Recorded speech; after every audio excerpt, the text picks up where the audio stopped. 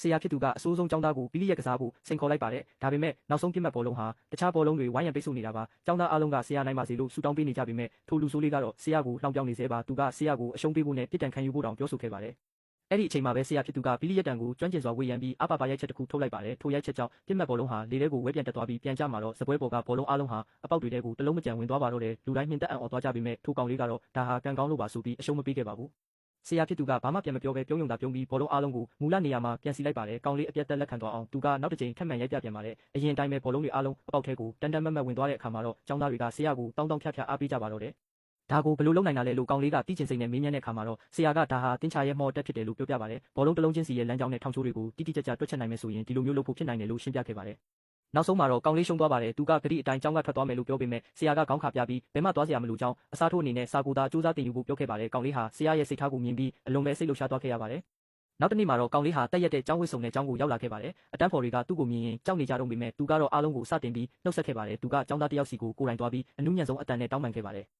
ခဏအကြာမှာတော့ဆရာဖြစ်သူအတန်းထဲဝင်လာပြီးမင်္ဂလာပါဆရာလို့အားလုံးကညီညီညာညာနှုတ်ဆက်ကြပါတယ်။ဒါပေမဲ့ဆရာကလူတိုင်းကိုပီလီရက်ခန်းကိုသွားဖို့ပြောလိုက်ပါတယ်။သူကကျောင်းသားတွေကိုပြောစရာကစားနည်းတွေကနေတဆင့်ပညာသင်ပေးတော့မှာပါ။ကျောင်းအုပ်ကြီးလာစစ်တဲ့အခါအတန်းထဲမှာဘယ်သူမှမရှိတာကိုတွေ့လိုက်ရပေမဲ့ဤထူးခြားဆန်းသစ်တဲ့ဆရာကြီးရဲ့ပုံမြင်ကတော့ဆက်လက်တည်ရှိနေပါတော့တယ်။